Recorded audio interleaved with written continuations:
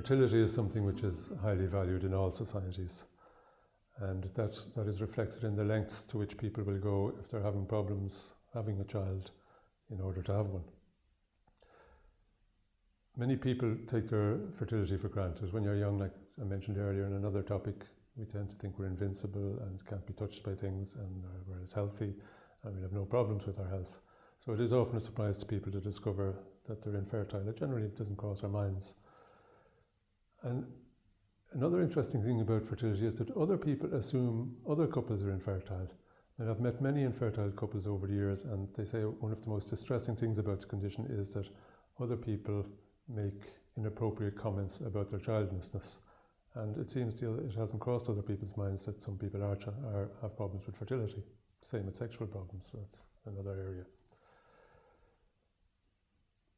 Nowadays, people are tending to put off, in Western society, people are tending to put off their first pregnancy to a later age in life and concentrating on other aspects beforehand. And that has added another dimension to the problem, because if you're postponing pregnancy, especially for a woman, to your late 30s or early 40s, your fertility is on a natural decline at that stage compared to earlier on. So it will be a little bit harder to get pregnant, all else being equal. I think when couples are young, in their 20s, and they find they're having problems conceiving. Now, when I say having problems, if you're young, attempting to become pregnant, don't panic and assume there's a problem until you've been trying for at least a year. And trying means having relatively regular intercourse for a year. Because it takes 90% of couples, 85 to 90% of couples will become pregnant within 2 years of starting to try anyway. Now, most of them will become pregnant in the first year, but there are a few who will take a bit longer. So for young people, there is no panic in the sense of they don't need to seek medical treatment early. Give it a year or so.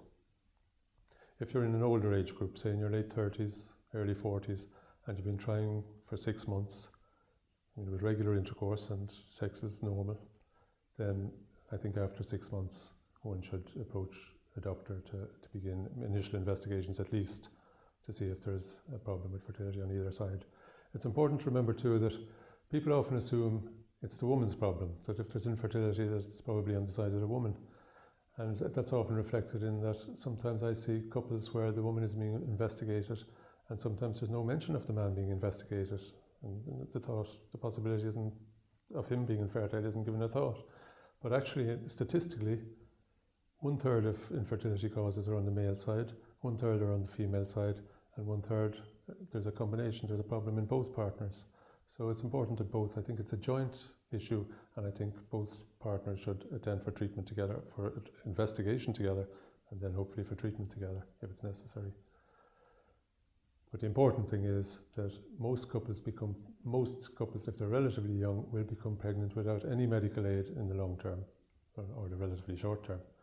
And couples who are older and do need to approach a doctor earlier, because treatment for infertility, there have been leaps and bounds in treatment for infertility in the last 10 or 20 years. I mean, infertility was a difficult thing to treat in many instances 20 years ago in ways which it isn't now. Sometimes the causes are genetic. Some people are born with a makeup in which they'll have a condition which causes infertility, and that's a relatively rare cause of infertility. Ovulation problems, hormonal problems in women is probably the most common cause in women. Sometimes blockages in the fallopian tube where the sperm meets the egg and the fertilized egg travels down through the womb. Sometimes problems with blockages, old infections, scarring in the tubes. That can be a relatively common cause in women, and often that's related to sexually transmitted infection acquired in the past, which went undiagnosed and untreated. So it's important that aspect. People often, I think, don't think about the consequences of sexually transmitted infection in that sense, but in that instance, often sexually transmitted infection in former years is an important aspect of it. In men, again, generally it seems to be mainly, if men have problems with fertility, it's mainly a genetic problem. It's something that was congenital, something where they were born with.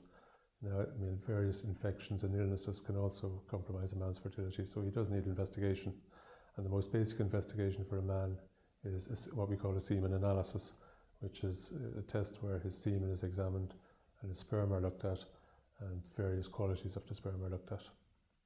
And that gives it's a rough indication of fertility in men, but it's the best we have. In women, I mentioned the main problems related to ovulation, hormonal problems, problems with the fallopian tube, maybe problems with the womb.